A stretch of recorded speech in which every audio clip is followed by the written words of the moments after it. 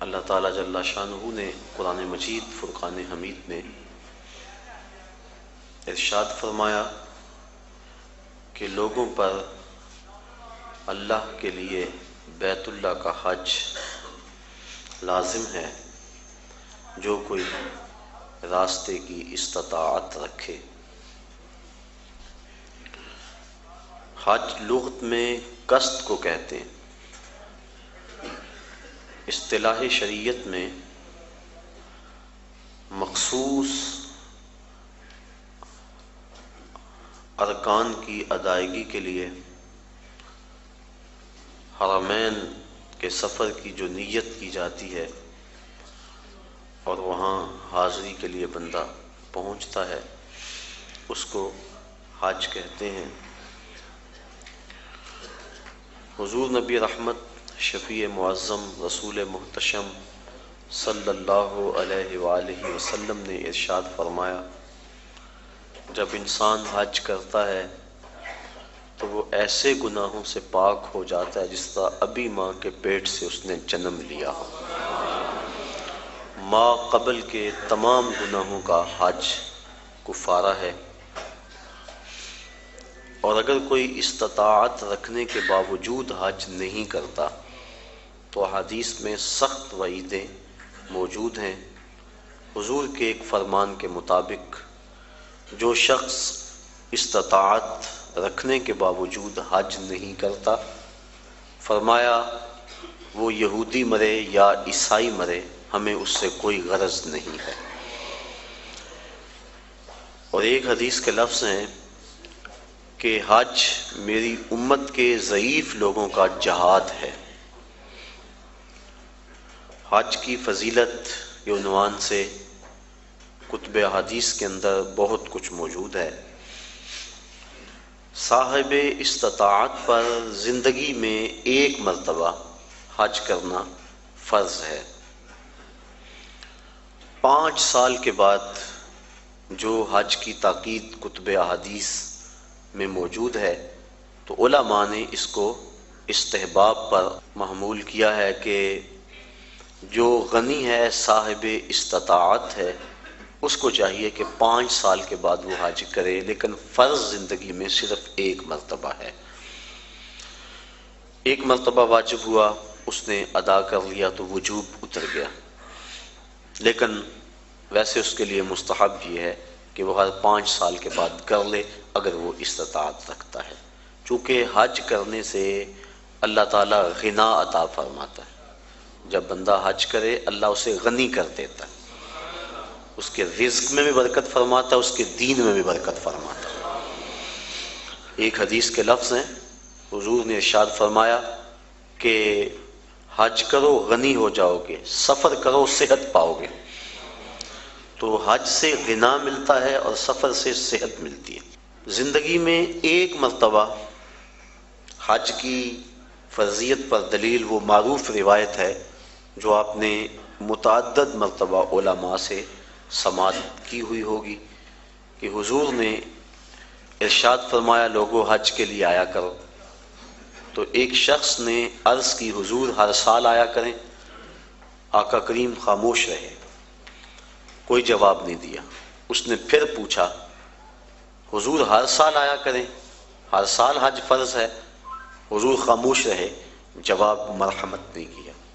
اس نے تیسری مرتبہ پھر سوال کیا تو آقا کریم نے پھر خاموشی اختیار کی، پھر وقفہ سکوت توڑتے ہوئے فرمایا تم سے پچھلی امتیں نبیوں پر کثرت سوالات کی وجہ سے ہلاک کر دی گئیں، لو قلت نعم لوجبت، اگر میری زبان سے ہاں نکل جاتی تو واجب ہی ہو جاتا۔ وہ زبان جس کو سب کن کی کنجی کہیں، اس کی نافذ حکومت پہ لاکھوں سلام۔ کہا اگر میری زبان سے ہاں نکل جاتی تو واجب ہی ہو جاتا۔ تو حضور کا اختیار فی شریعت سمجھ میں آیا کہ حضور جو کہیں وہی دین ہوتا ہے۔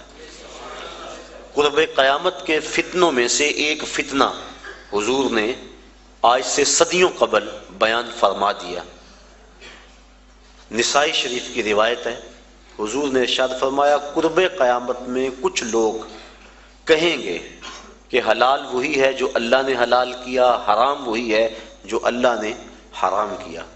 فرمایا انما اوتیت القرآن ومثلہ معہ، مجھے قرآن بھی دیا گیا اور قرآن جتنے اور علم بھی میرے سینے میں رکھ دیے گئے۔ تو جس کو میں حلال قرار دے دوں وہ ایسی ہے جس طرح اللہ نے حلال قرار دیا ہے، اور جس کو میں حرام قرار دے دوں وہ ایسے ہی ہے جس طرح اللہ نے حرام قرار دیا ہے۔ چونکہ مصطفیٰ اپنی مرضی سے نہیں بولتے، وما ینطق عن الہویٰ ان ہوا الا وحی یوحیٰ، جو مالک کی مرضی ہوتی ہے وہی مصطفیٰ کی بولی ہوتی ہے، تو اس لیے جو حضور فرما دے وہی دین ہوتا ہے۔ تو اس نے عرض کی حضور کیا ہر سال حج فرض ہے؟ تو آقا کریم فرمایا تم سے پہلی امتیں نبیوں پر کثرت سوالات کی وجہ سے ہلاک کر دی گئیں۔ لو قلت نعم لواجبت، اگر میری زبان سے ہاں نکل جاتی تو واجب ہی ہو جاتا۔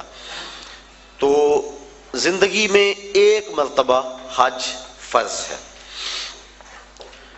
حضور نے حج کی فضیلت کے بارے میں بہت کچھ ارشاد فرمایا، اور ایک روایت کے لفظ ہیں کہ ایک حج ایسا ہے جس سے 3 آدمیوں کی مغفرت ہو جاتی ہے، اور وہ حج بدل ہے۔ کوئی اپنے والدین کی طرف سے، اپنے کسی عزیز کی طرف سے کسی کو حج کروائے تو ایک جس نے حج کیا اس کی بخشش ہو گئی، ایک جس نے حج کروایا اس کی بخشش ہو گئی، ایک جس کی طرف سے حج کیا گیا اس کی بخشش ہو گئی۔ تو یہ حج ایسا ہے، ایک حج سے 3 آدمیوں کی مغفرت فرما دی جاتی ہے۔ حج کا مقصد کیا ہے؟ حج کیوں کیا جاتا ہے؟ اس پر کچھ باتیں میں آج کی اس نشست میں آپ کے گوش گزار کرنا چاہوں گا۔ حج کا بنیادی مقصد اور ہر نیک عمل کا بنیادی مقصد رضائے الہی کا حصول ہے۔ انسان جو بھی نیک عمل کرتا ہے، ہر نیک عمل کا مقصد اللہ کی رضا کو حاصل کرنا ہے۔ قرآن مجید میں ارشاد فرمایا گیا کہ تمہاری قربانی کا گوشت اور خون اللہ کو نہیں پہنچتا، بلکہ تمہارے دل کا وہ تقوی اللہ کو پہنچتا ہے جس کے لیے تم نے قربانی کی ہے۔ گوشت خود کھا لیتے ہو، خون گلیوں میں بہہ جاتا ہے، کھالیں مدارس میں چلی جاتی ہیں، مختلف تنظیمات لے جاتی ہیں، تو اللہ کو کیا پہنچا؟ تو کہا تمہارے دل کا وہ تقوی ہے جو خلوص اور للہیت ہے، اللہ کی رضا جوئی کا جو جذبہ ہے وہ جذبہ اللہ کو پہنچتا ہے۔ تو ہر نیک عمل کی بنیاد اللہ کی رضا ہے، اور اگر اللہ کی رضا کے لیے کوئی عمل نہ کیا گیا تو وہ عمل نہیں ہے، نیک عمل نہیں ہے۔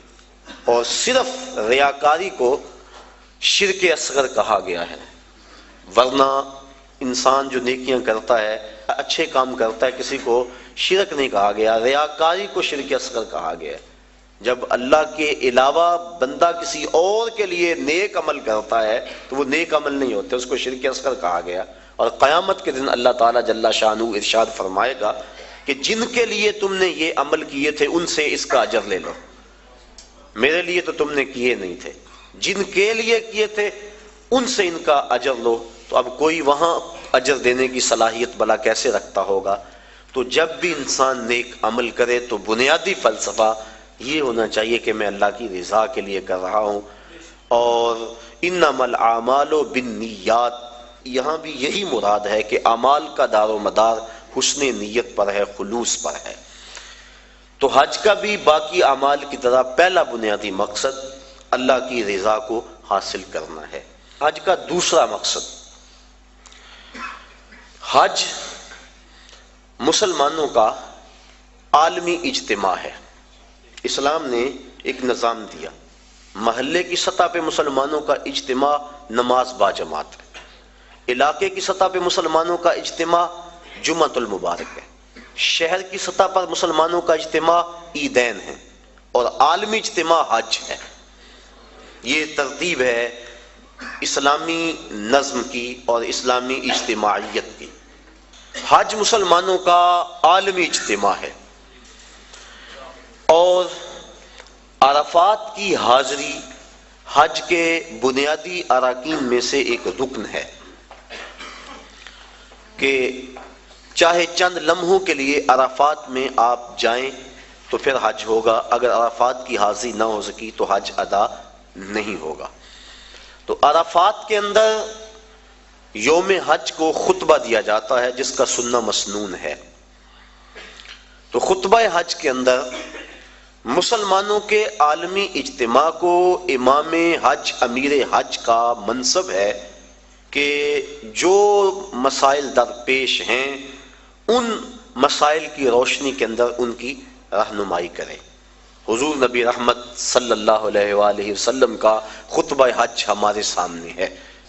اس وقت جو حالت ہے مسلمانوں کی وہ کسی سے مخفی نہیں، اور حج کے موقع پہ چاہیے تو یہ کہ امیر حج پورا سال محنت کرے، اپنی ٹیمیں مختلف علاقوں میں بھیج کر تجزیہ کرے کہ مسلمان اس وقت پوری دنیا سے پیچھے کیوں رہ گئے ہیں، اور جو سازشیں کرنے والے اہل اسلام کو ہر وقت ظلم و جبر کی چکی میں پیس رہے ہیں تو ان سے چھٹکارا کیوں کر ممکن ہے۔ تو وہ پوری دنیا کے آئے ہوئے نمائندوں کو پورے سال کا لائحہ عمل دے کہ تم نے اپنے اپنے علاقوں میں جا کے یہ کرنا ہے اور اس پیغام کو آگے لوگوں تک پہنچانا ہے۔